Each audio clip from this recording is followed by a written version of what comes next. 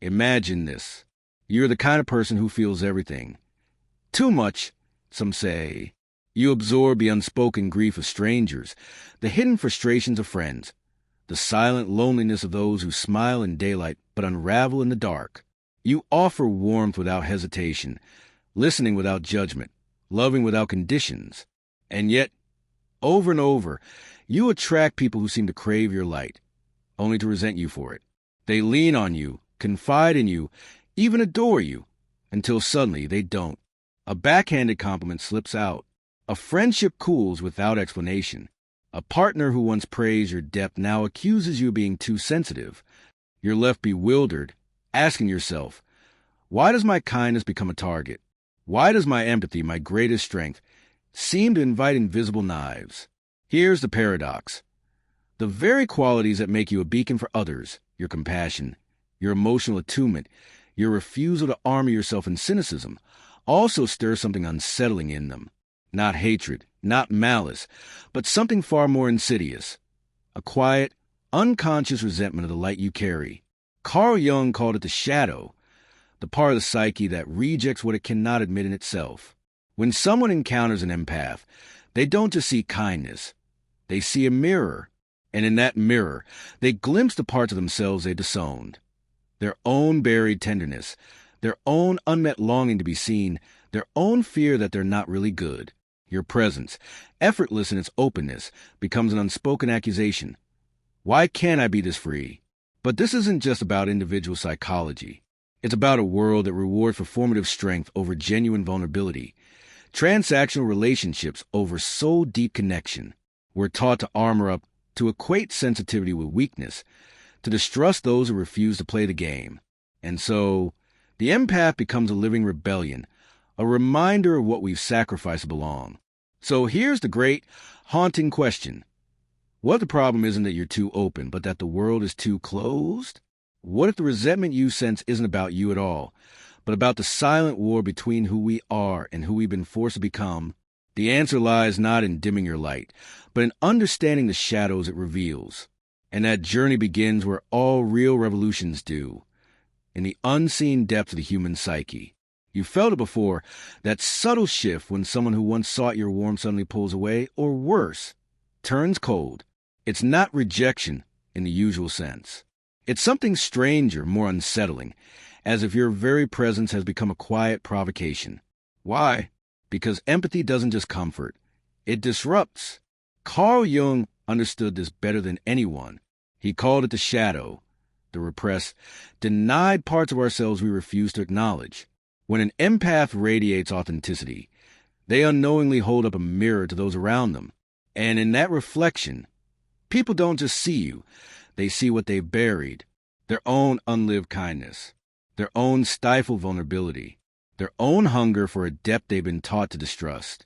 This is a hidden problem. Light, when it's too bright, exposes the dark, and the dark fights back. Nietzsche saw it too. He warned of ressentiment, a silent, seething resentment born not from true hatred, but from unspoken envy. The empath, by their very existence, becomes a living reproach to those who've armored themselves against feeling. Think of the friend who mocks your naivety when you forgive easily, or the partner who accuses you of overreacting when you express hurt. These aren't just criticisms, they're unconscious defenses. If they can convince themselves that your depth is foolishness, then their own emotional detachment can masquerade as strength. But the trap goes deeper. Society rewards transactional relationships, connections based on utility, not understanding. We're conditioned to believe that love should be earned, that vulnerability is a liability, that the only safe way to exist is behind walls. The empath, by refusing to comply, becomes a threat to this unspoken contract. Their light doesn't just illuminate, it exposes. And what does the exposed ego do when cornered? It attacks the light, not the darkness. Viktor Frankl, survivor of the Holocaust and pioneer of existential psychology, wrote that an abnormal reaction to an abnormal situation is normal behavior. In a world that prizes emotional suppression, the empath's openness is the abnormality. And so, the resentment they attract isn't personal, it's systemic. It's the friction of a soul brushing against a world that's forgotten's own. But here's the cruelest twist. The more an empath tries to shrink to avoid this resentment, the more it grows. Because the shadow doesn't want compromise, it wants surrender. And the moment you dull your radiance to make others comfortable, you feed the very force that resents you for having it all. So the question isn't why do they resent me? It's why does a fractured world mistake wholeness for a threat? And the answer lies in the most dangerous realization of all. The resentment you attract isn't just personal, it's generational. It's the echo of a world that has weaponized attachment and called it wisdom. But the consequences of this silent war between light and shadow go far beyond hurt feelings. They shape lives. They dictate destinies. Consider this. Every time an empath dims themselves to avoid provoking resentment, they don't just hide. They internalize a lie that their depth is a flaw. The child who learns to mute their intuition becomes the adult who distrusts their own mind. The partner who swallows their pain to keep the peace becomes a stranger to their own needs. This is how empaths, the natural healers of the world, become its unwitting casualties. But the damage doesn't stop there. Neurologically, we're wired to mirror one another. Our brains literally sync when we connect. This means when an empath is punished for their sensitivity, they don't just suffer alone. They send a subconscious signal to everyone around them. Openness is dangerous. Feeling deeply is foolish. And so the cycle continues, not through malice, but through the quiet, invisible laws of social contagion. This is why cultures stagnate, why families repeat trauma, why workplaces reward the loudest, not the wisest. The empath's light, when rejected, doesn't just vanish. It leaves a vacuum where manipulation and performative toughness thrive. History shows us the cost. Societies that exile their poets, mock their mystics, and silence their truth-tellers don't just lose their kindness. They lose their future. Yet the most devastating consequence is this. The world needs your light precisely where it resists it most.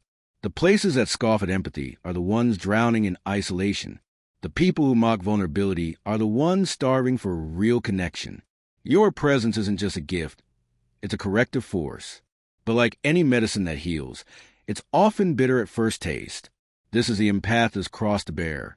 You don't get to choose whether your light disturbs people. You only get to choose whether you'll keep shining when it does. But here's what they never told you. The moment you realize resentment isn't your flaw to fix, but signal to heed, everything changes. This is where the empath's journey transforms from wounding to warriorhood, not by growing thicker armor, but by discovering an unshakable truth. Your light isn't the problem. The darkness was never yours to carry. The radical shift, Jung called it individuation, the process of becoming undividedly, unapologetically yourself. For the empath, this doesn't mean withdrawing from the world, but engaging with it on your terms. Consider, when you stop absorbing others' emotions like a sponge and start discerning them like a witness, you don't lose your compassion. You ground it. When you cease shrinking to avoid provoking envy, you don't become callous. You give others permission to meet you at your depth. This is the first rebellion. To stop mistaking self-abandonment for love. The counterintuitive solution. History's greatest change-makers, from Rumi to Jung to Mandela, shared one trait. They disturbed the comfortable, not with aggression, but with unwavering presence. Your task isn't to make others comfortable with your light, but to become so rooted in it that their discomfort becomes their own work, not yours. Try this. 1. Name the shadow. When someone reacts with unexpected bitterness to your kindness, silently recognize, this isn't about me. This is their soul remembering what they've suppressed. 2. Practice sacred selfishness. Set boundaries not as walls, but as bridges, ones that say, I'll meet you in truth, but I won't join you in lies. 3. Transmute resentment into initiation. Every time someone's shadow lashes at your light, ask, what does this reveal about what the world needs to heal?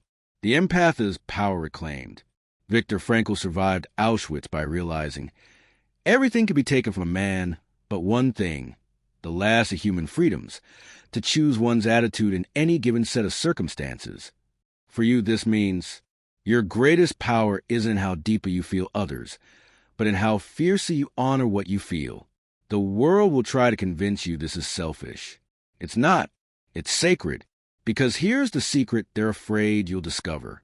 Here's a revelation that changes everything. You were never just attracting resentment. You were awakening it.